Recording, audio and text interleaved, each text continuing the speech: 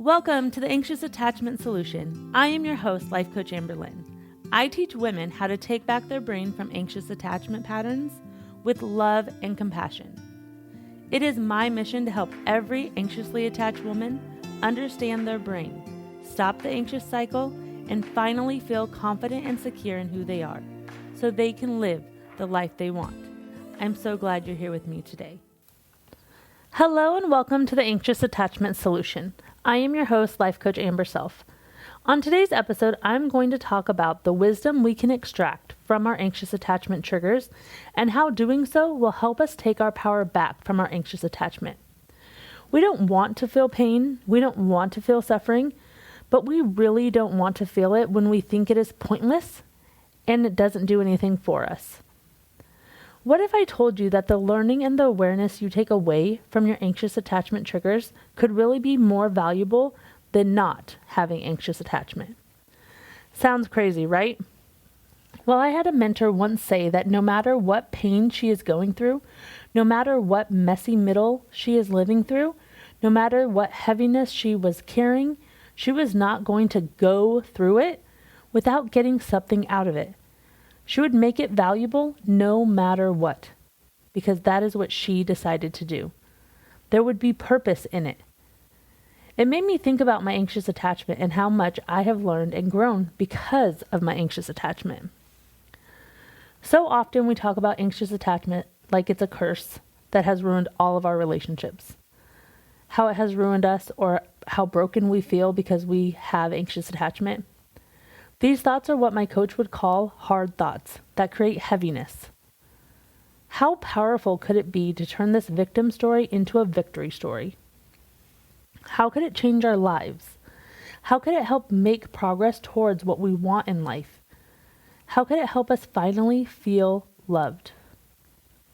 What if we saw our anxious attachment as a teacher, a guide?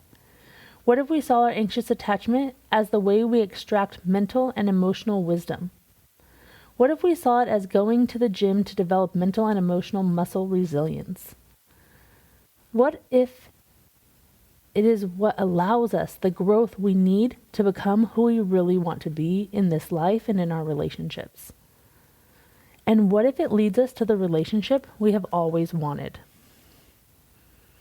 I was like, wow, how powerful this could be to share with you guys. This mindset shift could be really powerful and transformational. For me, I was reflecting and thinking about this concept, this idea, this mindset shift.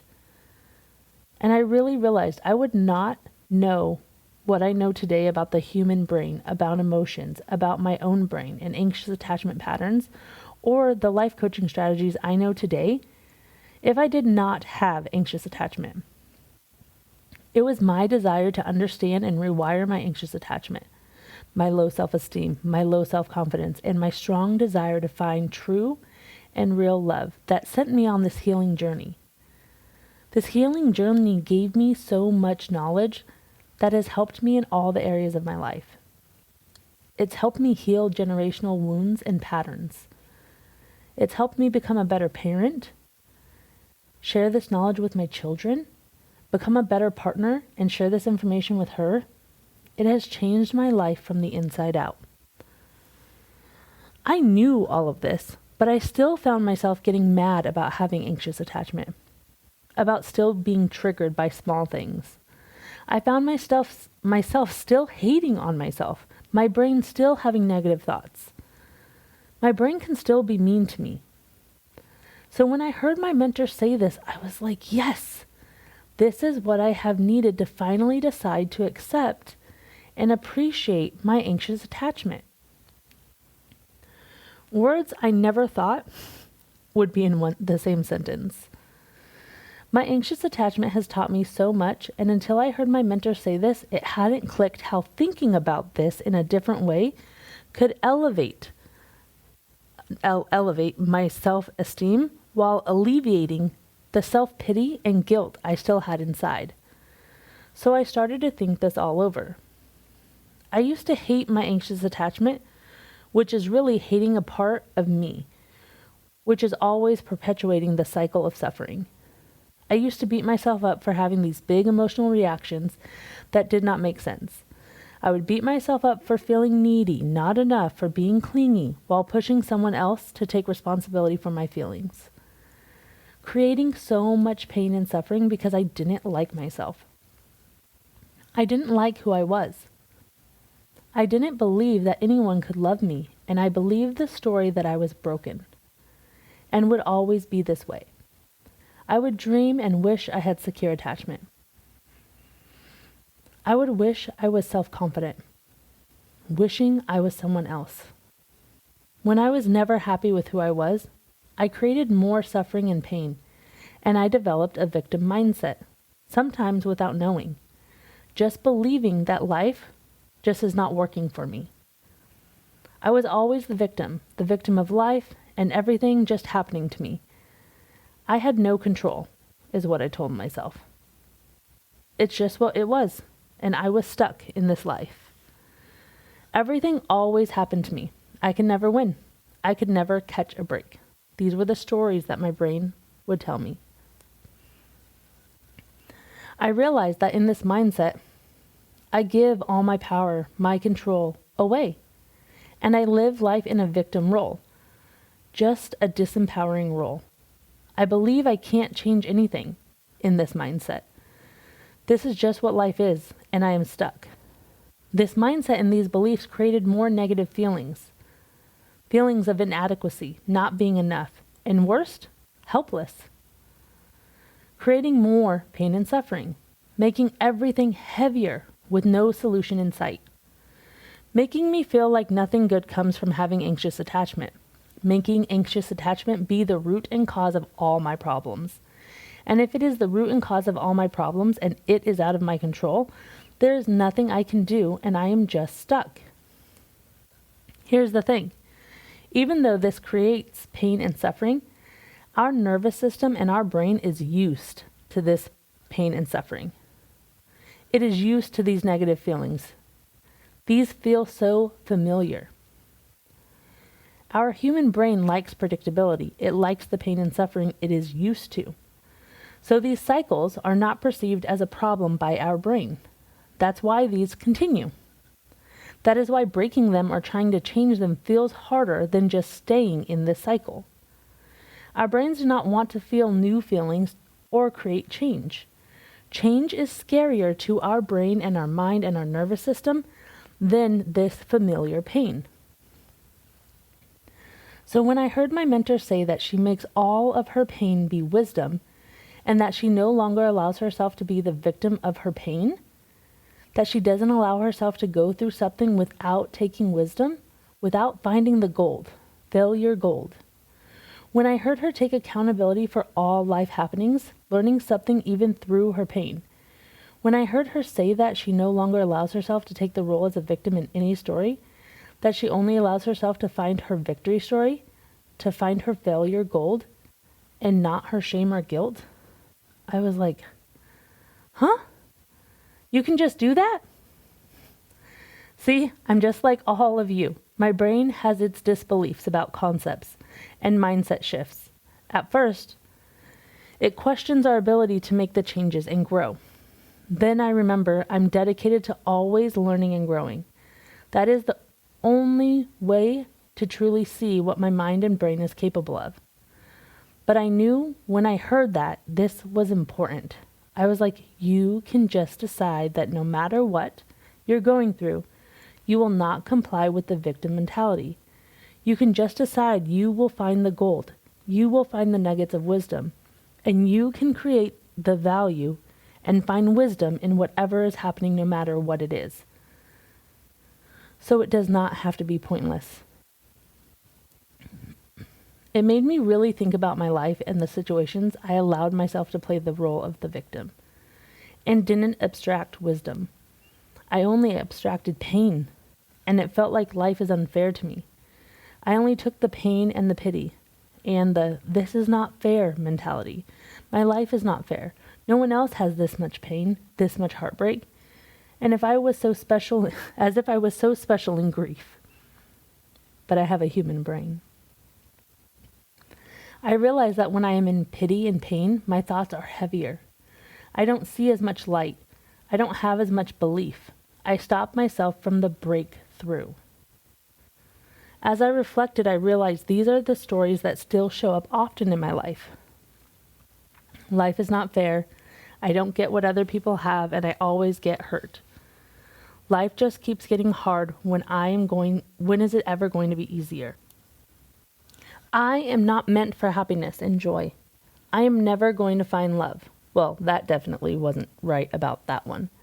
No one else has been through so much pain, all of which is not true, right? These are just the stories that my brain has decided are my truth without my input. These are the automatic victim stories that impact how I show up in pain, how I show up in grief, how I show up in suffering, how I show up when things are not perfect, and these are the automatic thoughts that increase my time of suffering and stops me from finding relief.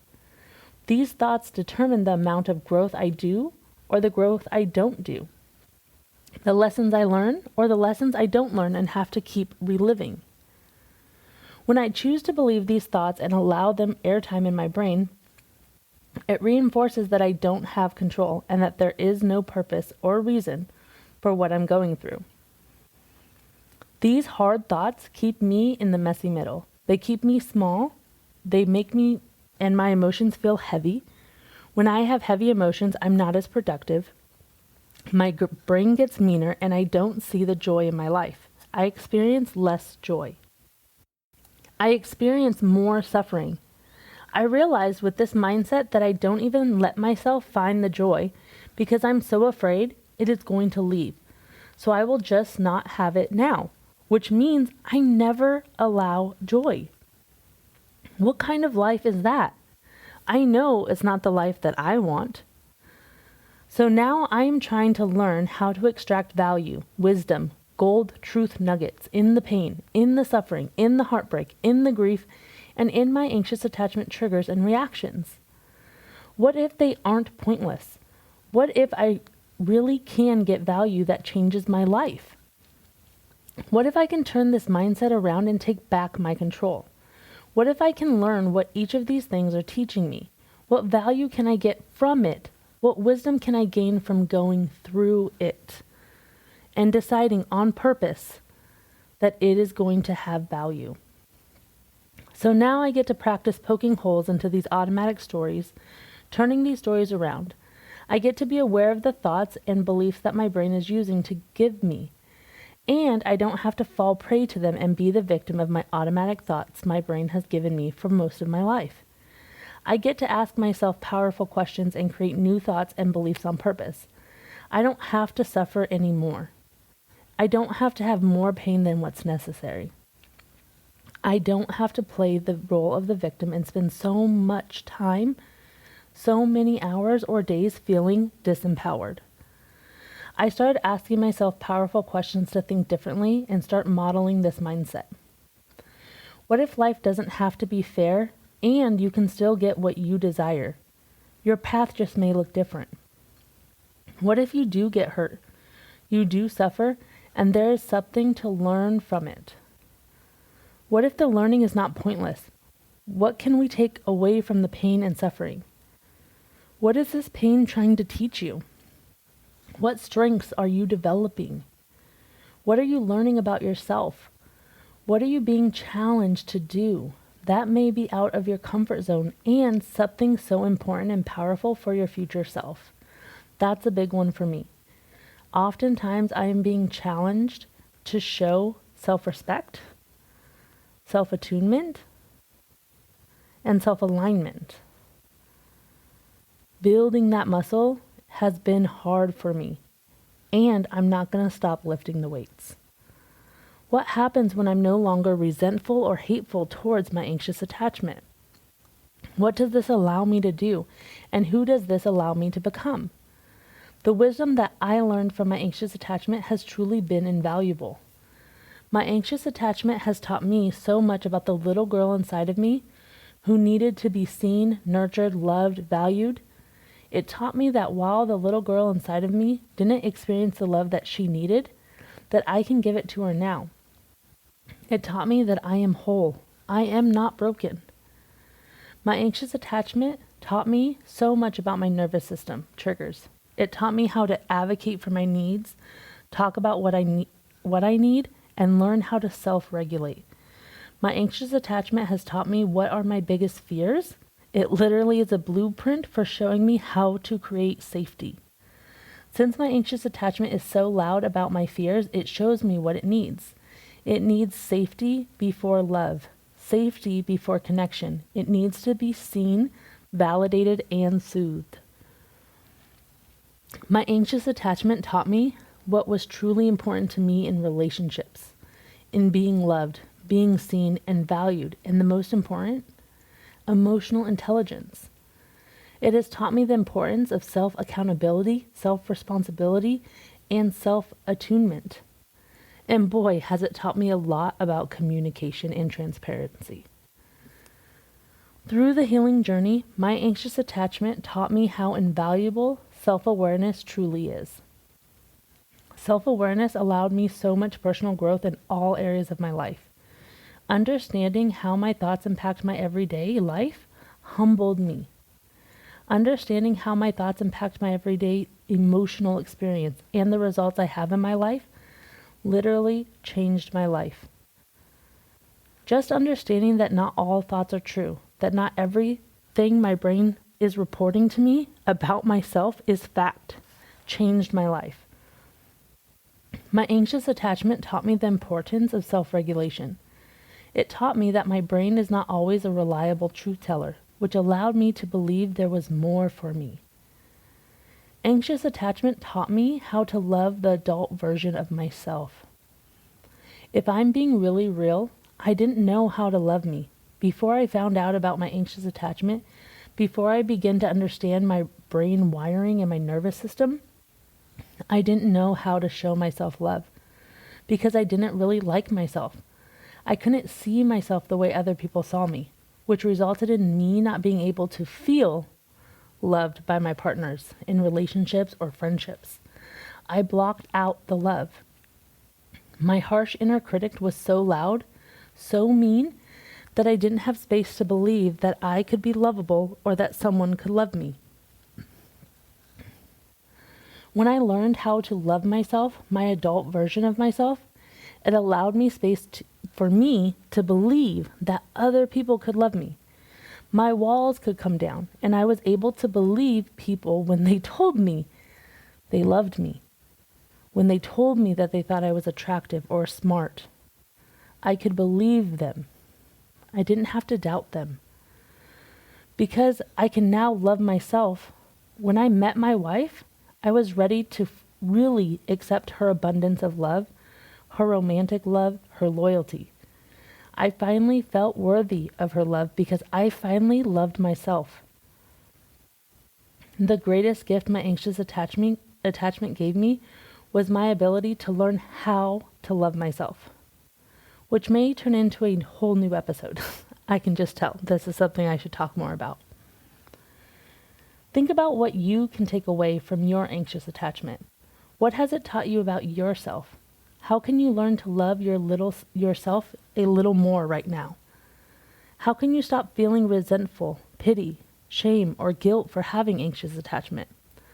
What would it change if you could see it differently? How could the pain and suffering be less if you could lean into this mindset? I want to invite you to join my 3-month coaching program where I work with you on exactly what you need to stop your anxious attachment cycle so that you can have the relationship that you want. If you're interested, email me for your free 1-hour consultation and let's get this journey started. My email is amberlynn@takingbackherbrain.com. I also want to invite you to my podcast, my podcast audience, to join my free podcast community Facebook group for my anxious attachment solution, where I will be dropping lots of teachings this coming year. I wanted a place where we can build community and connect through the growth and healing journey together. So I can't wait to see you. Check the show note links so that you can find that group.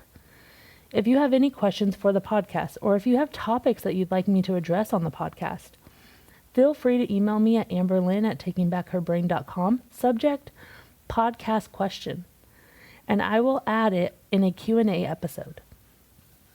If you don't have my anxious attachment free calming guide yet, go to the show notes and get the link. Also in the show notes, you will find all the links you need to get in touch with me. You can also find me on Instagram at Anxious Attachment Solution. Before we close, I would really appreciate if you could subscribe and rate my podcast. I would also truly appreciate it if you could take a few seconds to write a review and let future listeners know what you have learned from this podcast and why they should listen.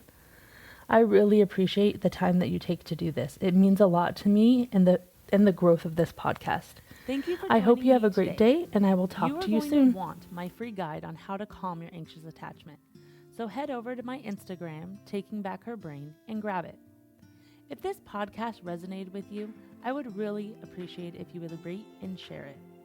If you have any questions or want to know more about how to work with me, I would love to hear from you. You can email me at amberlynn@takingbackherbrain.com. Can't wait to hear from you.